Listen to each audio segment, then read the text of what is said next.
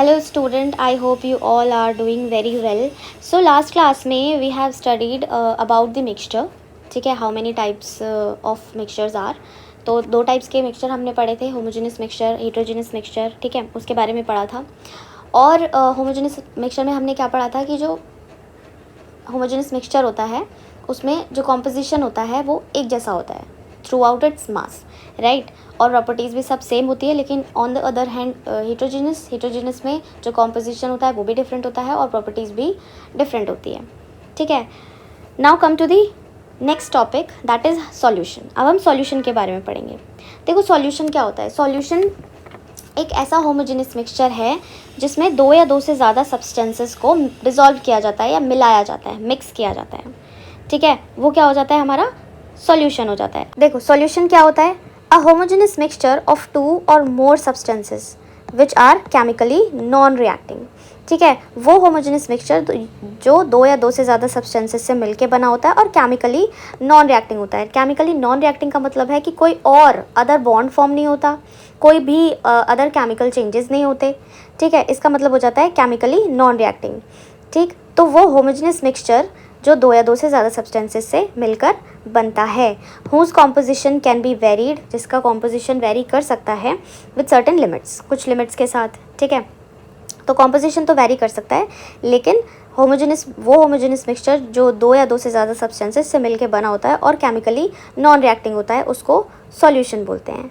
ठीक है, and student I think पीछे से थोड़ा सा आपको नॉइस आ रहा होगा आउटसाइड से, तो प्लीज़ उसको इग्नोर करिएगा और जो मैं बोल रही हूँ ना सिर्फ उस पर ध्यान दीजिएगा. ठीक है, अब जो सॉल्यूशन होता है ना वो दो चीज़ों से बना होता है, दो कंपोनेंट्स होते हैं सॉल्यूशन के. First one is solute and the second one is solvent. ठीक है, सॉल्यूट क्या होता है, वो सब्सटेंस होता है जो सॉल्वेंट में मिलाया जाता है.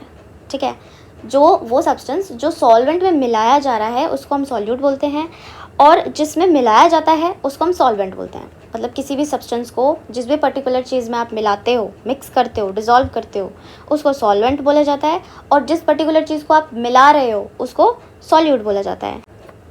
तो देखो यहाँ पे इसकी सिंपल डेफिनेशन लिखी हुई है. सॉल्यूट क्या होता है, a substance which gets dissolve in a solvent is called a solute.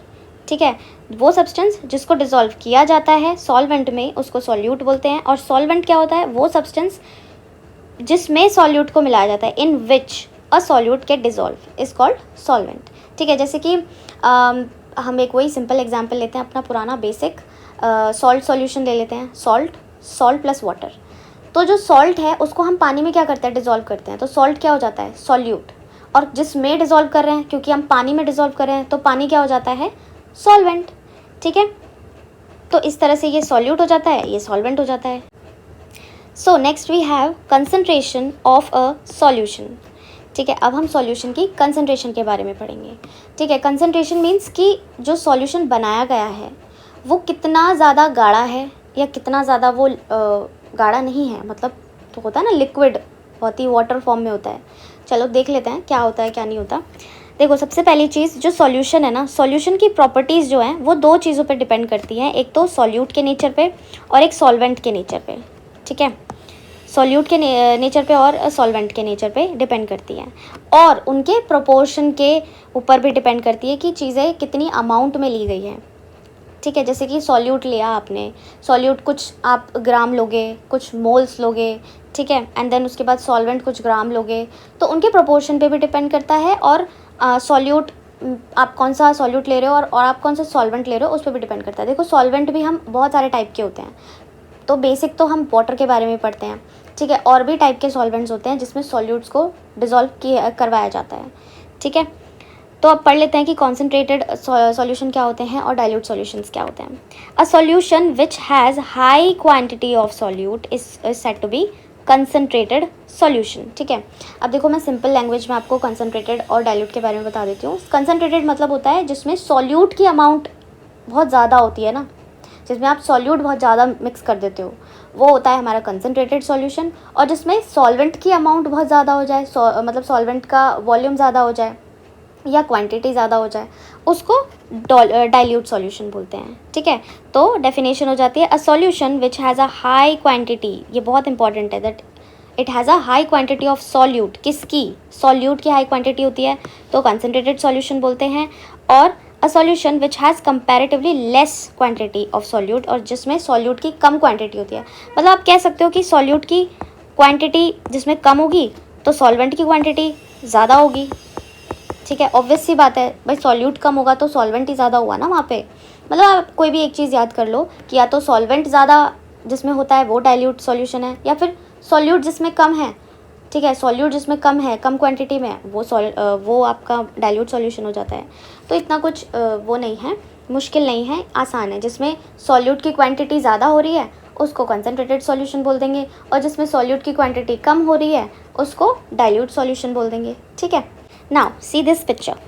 देखो इस पिक्चर में क्या है, ये वाला जो बीकर है ना, दिस वन, ये कंसनट्रेटेड है। कंसनट्रेटेड मतलब क्या हो गया कि इसमें जो सॉल्यूट की क्वांटिटी है वो बहुत ज़्यादा है, बहुत ज़्यादा है, और जो सॉल्वेंट की क्वांटिटी है वो बहुत कम है, इसलिए इसको कॉन्सेंट्रेटेड बोल दिया गया। लेकिन जैसे जैसे इसमें सॉल्वेंट बढ़ाया गया, सॉल्वेंट को डाला गया, ठीक है, सॉल्वेंट को जब डाल रहे हैं तो इसका देखो कलर भी धीरे धीरे चेंज हो रहा है, और धीरे धीरे और भी ज़्यादा सॉल्वेंट डालने की वजह से ये क्या बन जा रहा है, डाइल्यूट बन जा रहा है। मतलब अब यहाँ पे क्या हो गया, यहाँ पे सॉल्यूट की क्वांटिटी कम हो गई और सॉल्वेंट की क्वांटिटी क्या हो गई, ज़्यादा हो गई। ठीक है, तो इसी को डाइल्यूट बोलते हैं, और जिसमें सॉल्यूट की क्वांटिटी ज़्यादा होती है उसको कंसनट्रेटेड बोलते हैं। सिंपल, जितना ज़्यादा सॉल्वेंट मिलाते जाओगे उतना ज़्यादा डाइल्यूट बनता जाएगा, अगर आप ज़्यादा सॉल्यूट मिलाते जाओगे तो कंसनट्रेटेड बनता जाएगा। ठीक है, तो ये आपका कंसनट्रेशन का कॉन्सेप्ट हो गया। So that's it for today's video, I hope you like it. और अगर कोई भी डाउट हो तो कमेंट डाउन भी कर सकते हो, ठीक है, किसी भी प्रॉब्लम के लिए। और आई नो आपके वेकेशंस चल रहे होंगे इस टाइम, तो बहुत ही बेकार भी लग रही होंगी ये वीडियोस पढ़ाई की, लेकिन स्टूडेंट्स, ये ज़्यादा लेंदी वीडियोस तो मैं खुद भी नहीं बना रही हूँ, सिर्फ इसी वजह से क्योंकि बच्चों के वेकेशंस चल रहे हैं, स्टार्ट हो चुके हैं। तो प्लीज़ अगर आपको अच्छा लगा तो कमेंट करके ज़रूर बताइएगा। और ऐसे ही थोड़ा थोड़ा भी आप अगर रोज़ डेली भी पढ़ते हो तो भी आपकी 9th क्लास का जो सब्जेक्ट है ये आपको बहुत ईजी लगने लगेगा। ठीक है, आई नो कि 9th क्लास में ना थोड़ा सा बहुत चीज़ें चेंज हो जाती हैं, सब्जेक्ट थोड़े से हार्ड लगने लगते हैं, बट अगर आप धीरे धीरे उन्हें समझोगे, थोड़ा थोड़ा पढ़ोगे, तो ट्रस्ट मी ये सब कुछ बहुत इजी हो जाएगा। एंड 9th क्लास हर चीज़ का बेस होता है, हर मतलब आप फर्दर क्लास में भी जाओगे ना, उस चीज़ मतलब सारी क्लासेस का जो बेस है ना वो 9th क्लास ही है। तो 9th क्लास बहुत इंपॉर्टेंट हो जाती है, इसीलिए आपको एक एक टॉपिक बहुत ही कंसाइज वे में और आपको बहुत कम टाइम में जल्दी चीज़ें समझ आ जाए, और इसीलिए बहुत छोटे छोटे टॉपिक लिया भी जा रहा है। सो प्लीज़ कोशिश करिए कि इतना तो टाइम आप निकाल ही सकते हैं अपने समर वेकेशंस की हॉलीडेज़ में से। ठीक है, so thank you for watching and please keep learning.